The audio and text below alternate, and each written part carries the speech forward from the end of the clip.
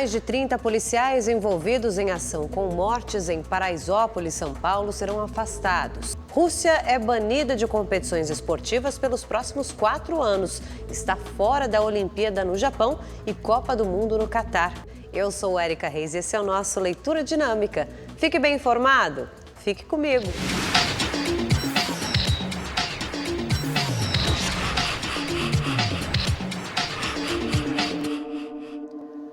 Olá, boa noite. Mais 32 policiais envolvidos na ação que deixou 9 mortos em Paraisópolis, São Paulo, foram afastados. O anúncio foi feito depois de uma reunião entre familiares das vítimas e o governador do estado, João Dória. 6 policiais militares já haviam sido afastados das ruas e estão trabalhando administrativamente. Foram os primeiros a entrar na comunidade. Na madrugada do dia 1º de dezembro, cerca de 5.000 pessoas participavam de um baile funk. Com a chegada da polícia militar, houve tumulto e correria. Muitos jovens foram pisoteados. 9 morreram e 12 ficaram feridos. Segundo os agentes envolvidos, uma moto suspeita furou um bloqueio e fugiu em direção ao pancadão. Neste domingo, amigos e familiares das vítimas participaram de um culto ecumênico. Nas vielas onde os jovens morreram pisoteados, mais homenagens. O baile da 17, mesma festa onde ocorreu a tragédia, foi mantido neste fim de semana, mas o movimento foi bem menor. Quem participou se vestiu de branco. O DHPP e a Corregedoria da Polícia de São Paulo investigam o caso. Depois de 11 anos, os 4 policiais militares suspeitos de matar a engenheira Patrícia Mieiro, no Rio de Janeiro, começaram a ser julgados. A previsão é de que o veredito do júri popular saia nesta terça-feira. Marcos Paulo Nogueira Maranhão e William Luiz do Nascimento respondem por tentativa de homicídio, porque o corpo nunca foi encontrado, e por alterar o local do crime. Já os PMs Fábio Silveira Santana e Márcio Oliveira dos Santos são acusados de fraude processual porque ajudaram a desaparecer com o corpo e o carro da vítima. Em junho de 2008, a engenheira Patrícia Mieiro voltava de uma festa na zona sul do Rio quando teve o carro baleado por policiais militares. Ela perdeu o controle e bateu em 2 postes e uma mureta. Segundo o Ministério Público, os agentes confundiram o carro dela com o de traficantes e atiraram. O veículo, com várias marcas de bala, foi encontrado em um canal da Barra da Tijuca. Já o corpo de Patrícia não foi localizado. Quase 2 toneladas de maconha foram apreendidas no interior de Minas Gerais. A droga estava escondida dentro dessa carreta, no meio de uma carga de arroz. O veículo vinha do Paraguai com destino a Belo Horizonte. O motorista de 45 anos foi preso e confirmou que receberia R$40 mil pelo transporte. Em 2 meses de investigação, a Polícia Civil já apreendeu mais de 3 toneladas da droga, avaliadas em R$2,5 milhões. O partido político Podemos expulsou o deputado federal Marco Feliciano. O documento de notificação cita que, além de questões jurídicas, foi levado em conta também o aspecto da conduta ética e moral. O texto descreve o uso de recursos públicos para fins particulares e destaca o tratamento dentário feito pelo parlamentar e pago com dinheiro do povo. Uma referência aos R$157 mil que teriam sido reembolsados pela Câmara. O deputado ainda não se manifestou sobre essa decisão. O ministro da Justiça, Sérgio Moro, foi homenageado pela Câmara dos Deputados no Dia Internacional de Combate à Corrupção. Nessa segunda-feira, o Moro também autorizou o envio da Força Nacional para o Maranhão. No sábado, 2 índios foram assassinados no estado. A portaria sobre o envio da tropa da Força Nacional diz que a ação tem o objetivo de garantir a integridade física e moral dos povos indígenas e dos servidores da FUNAI. A decisão é válida por 90 dias. No último sábado, 2 índios da etnia Guajajara morreram baleados. Outros 2 ficaram feridos. O ataque foi entre as aldeias Boa Vista e Eubetel, que ficam a 500 quilômetros de São Luís. Em comemoração ao Dia Internacional de Combate à Corrupção, criado em 2003 pela ONU, o ministro Sérgio Moro recebeu a Medalha Patriótica, uma homenagem da Câmara dos Deputados em reconhecimento ao trabalho de Moro contra a corrupção. Nós tivemos figuras poderosas da República, seja do setor privado, seja do setor público, sendo responsabilizados pelos seus atos. Não é algo assim que vários outros países do mundo teriam condições de fazê-lo. O presidente Jair Bolsonaro decidiu enviar o vice Hamilton Mourão à posse do novo líder argentino, Alberto Fernandes. A cerimônia será nesta terça-feira em Buenos Aires. A decisão veio depois de conversas com integrantes do governo e do Congresso Nacional. Durante a campanha, o presidente Jair Bolsonaro fez críticas duras a Fernandes, que é de esquerda. Essa será a primeira vez desde 2003 que o chefe de Estado brasileiro não vai à posse do novo presidente argentino.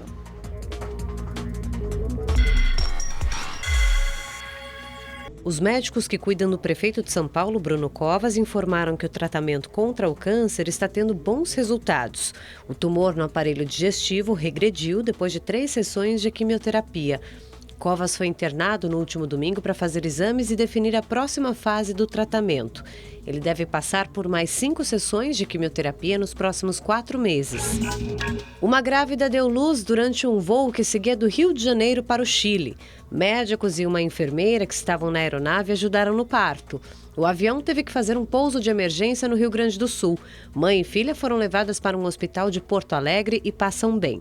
Os pais, chilenos, voltavam para Santiago. A mulher estava grávida de 37 semanas e tinha autorização médica para viajar. O bebê de 48 centímetros e 3,3 kg recebeu o nome de Trinidad. Um vídeo que circula nas redes sociais mostra uma mulher sendo agredida pela segurança de uma boate em Taguatinga, Brasília. Depois de jogar a mulher no chão e chutá-la, a agressora ainda arrasta a cliente para a calçada.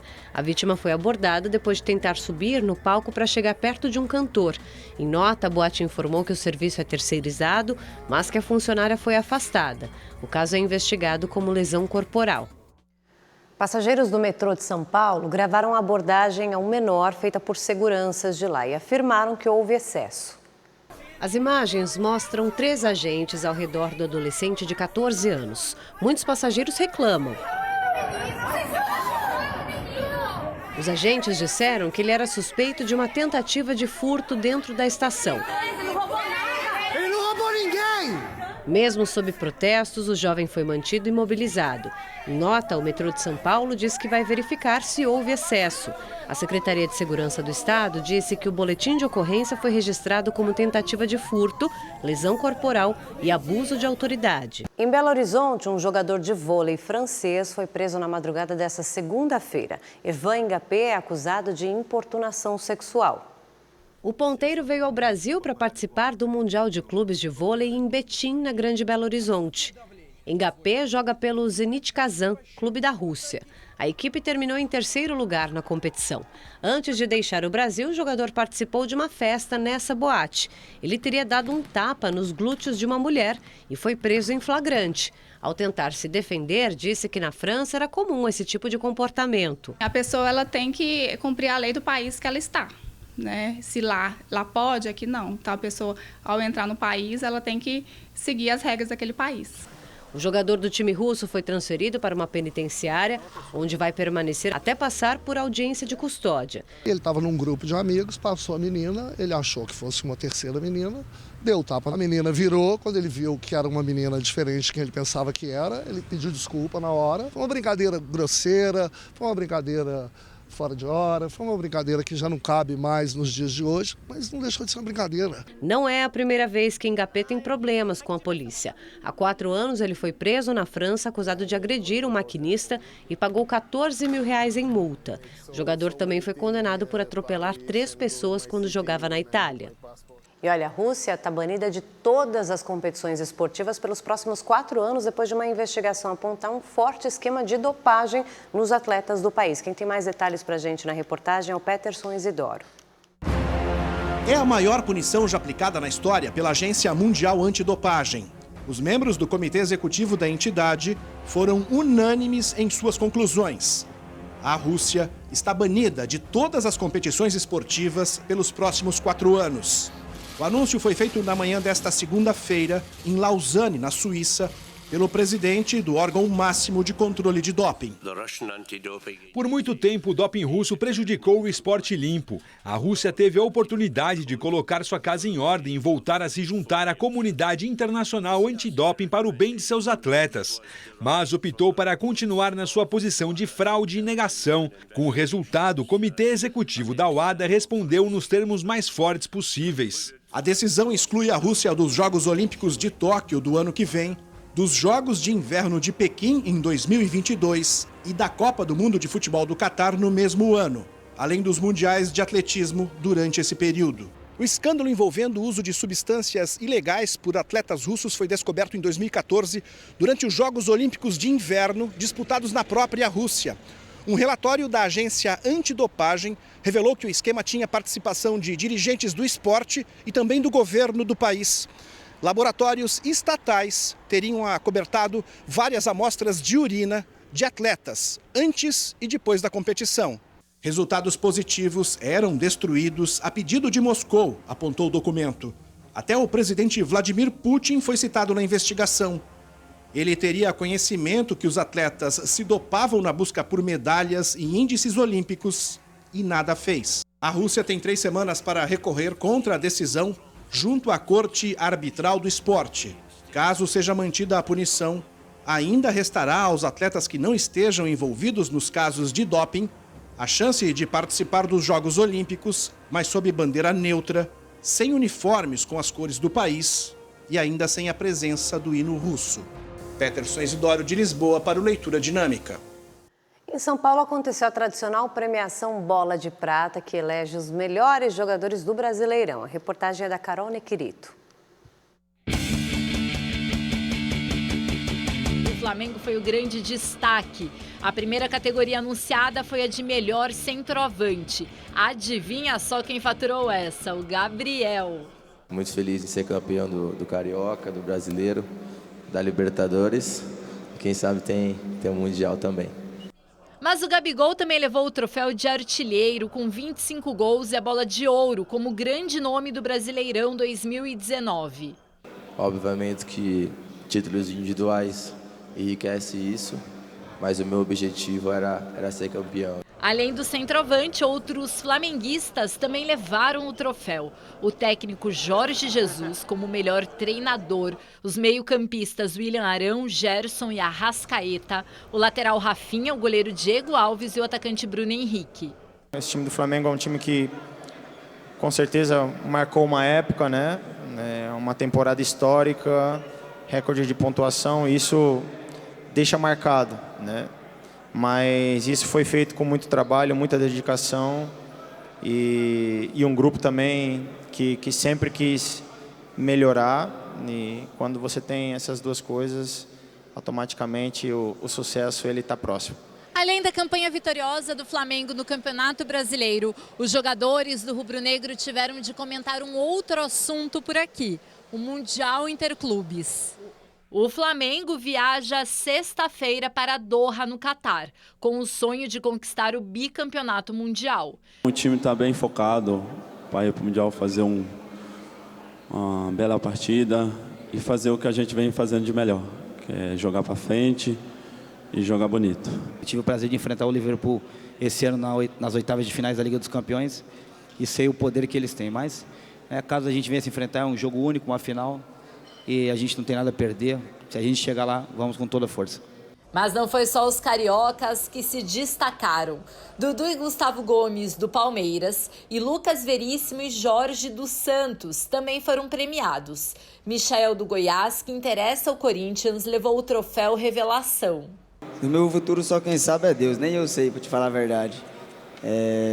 Meus procuradores, o clube, eu peço para que ninguém me fale nada, desde que eles façam o que for melhor para eles. Sou grato, tenho gratidão pelo clube que com palavras não tem como descrever.